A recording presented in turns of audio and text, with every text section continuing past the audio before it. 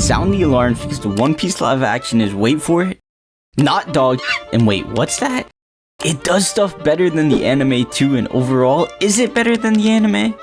Shut up, who cares? But it's definitely the best live action adaptation of any anime ever, and I really think you can say that without any debate whatsoever, because some of them are awful. Look at this dude. Like really awful. Like really awful. But what does it do that you could say is better than the anime? Well, coming in at number 5, we got that Kobe is way better in the live action than he is in the manga and anime. Now this is because they added a bunch of Kobe scenes, and honestly, that is Kobe. That right there is real Kobe. I don't know if it's a compliment to say that you're so much of a bitch and you're so good at playing a bitch and you're so good at being a loser and a nerd that it feels good.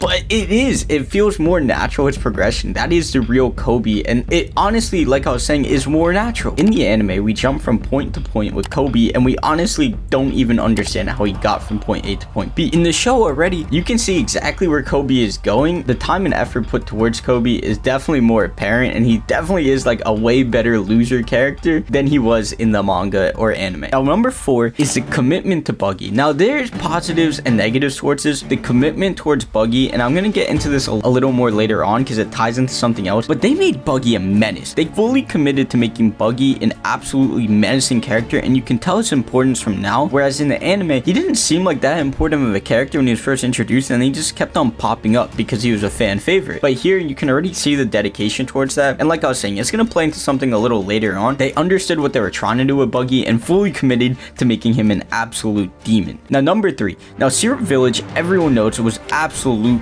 garbage in the anime and manga too. Can you shut the fuck up? Okay, maybe absolute garbage is a little harsh, but it was definitely the worst thing about Romance Dawn, and Kuro was lame, and they had the Houdini guy too, he was lame, and just the entire arc had this really weird vibe to it, and it didn't really make too much sense, and it wasn't that great. But here in the live action, it definitely still isn't great, but that dinner was absolutely excellent. The execution there was great, and the whole adding the Zoro versus Kuro element is way better than it was originally, and there's another layer of depth to all the things taking place in that dinner, and just the whole execution of that with Usopp, it was way more emotional than it was the first time, because the first time you're like, dude, this is just some loser with a long nose. Does he really even deserve any sympathy? Like, he's just mad that his dad left him, and like, he's not even that good of a character. Why does he deserve any sympathy? They shouldn't believe him anyways.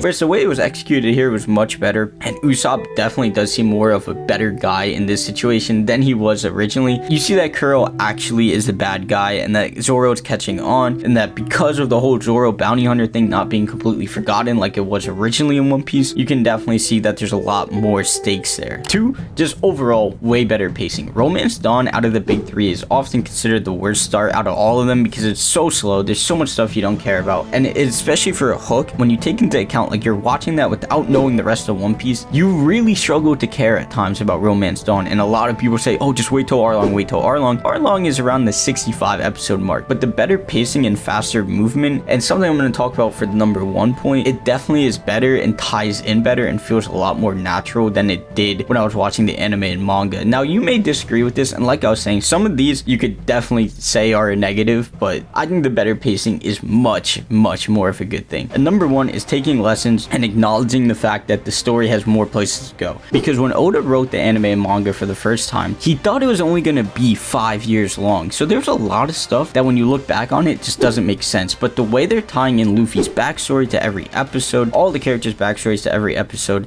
the importance of Buggy, showing characters at Roger's execution, it fits much better, and you understand the depth of the world, whereas the first time it was just random and stuff that was key to lore got added in after the fact, whereas this time it's not like that. You have all this stuff given to you from the start, from the beginning, and you fully understand how vast this world is. You see Baroque works getting foreshadowed already. You see the importance of Buggy already being stated. You see that Shanks is important already stated. You see all of these characters at Roger's execution is already there. So I think just acknowledging that and taking advantage of that is the best thing they're doing right now in the live action. Now, like I was saying, a lot of these can also be negatives. A lot of these are not great. A lot of these are not executed perfectly, but overall, I like the ideas, and a lot of these, funnily enough, would mirror a list of 5 reasons why it was not as good too, and I honestly, ironically feel like everyone would get that. That's all I have for you today. If you enjoyed the video, subscribe, leave a like, and I'll see you in the next video.